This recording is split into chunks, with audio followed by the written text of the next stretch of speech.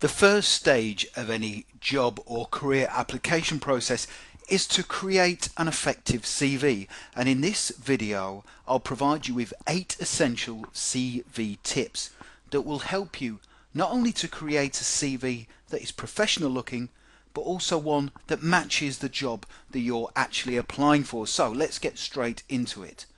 8 top CV tips. Here we go. First of all, think about the job that you're applying for. And the reason why I say that is because too many people create one CV and then they send that out for many different jobs. That is a big mistake. Even though it's going to take quite a bit of time to do this, I strongly recommend that you create a new CV for every post or job that you are applying for. Because you need to put yourself in the shoes of the person who's looking over your CV. Okay, if you were advertising a job and you were getting a load of CVs coming in, what would you want that CV to look for? Well, you'd want it to match the qualities that are required to carry out the job that you are applying. Okay, so make sure that you think carefully about the job that you're applying for. So, if it's a customer service based role, then you need to make sure that your CV is packed full of evidence that matches that specific role. Okay? So you can do that by getting a copy of the person specification and the job description for the role that you're applying for. Get a copy of it. Get a highlighter pen.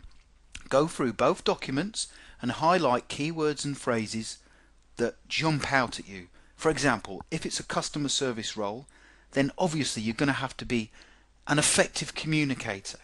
You're going to have an understanding nature. You're going to have to be able to listen to people when they're complaining or when they're talking about their purchase or the service that your company has provided. So you'll have to have good listening skills. Once you have a copy of these documents, then you can align your CV to the personal qualities and attributes that are relevant to the role. Now, think about the CV font that you use. Okay, now this might seem like a bit of a bizarre thing to say, but text and type font can have quite an impact on your CV's presentation.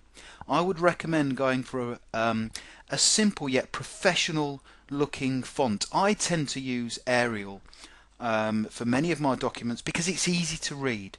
Some people like to flower up their CVs with bizarre text styles, and I think there's no need for that. Yes, it can look nice, but is it readable? Keep your CV simple.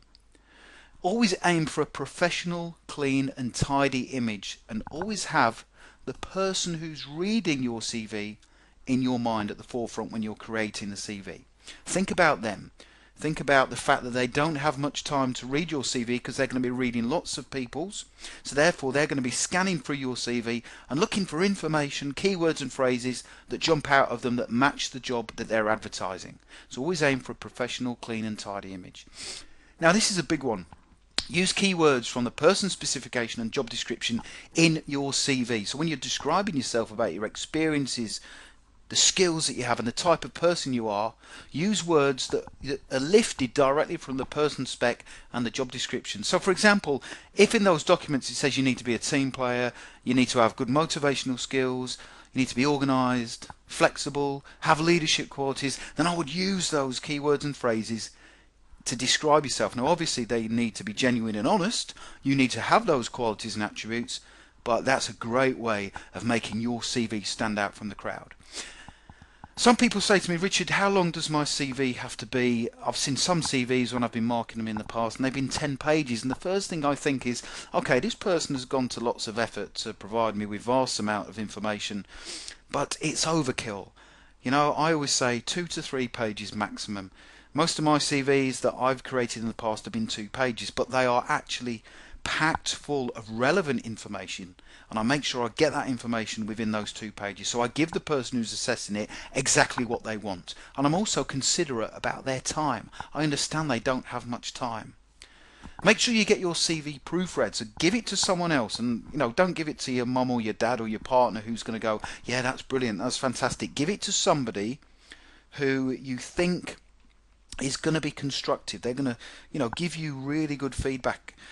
What you could do is you could go one step further, and if it's a really prestigious job, or it's a job that you really want, you could actually outsource the proofreading of your CV, and it would only cost a few dollars.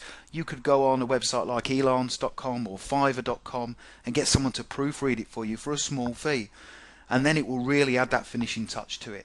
And finally, a new application, make sure you create a new CV. So for every job that you're applying for, create a new CV. Now, you don't have to do it from scratch, but you can tweak your CV to basically implement tip number 5, which is using those keywords and phrases from the person's specification. Keep your CV up to date, because trust me, there's nothing worse as an employer getting a CV and it's out of date. The first thing I would think is this person isn't really bothered, they're not that organized, and they're just applying for loads and loads of jobs. Okay, if you get yourself to www.careervids.com, I provide lots of free videos and lots of free articles on how to get a specific career, whether that's creating a CV, whether that's filling in an application form, or passing a job or selection process for any career. Go along to careervids.com. Thank you very much for watching.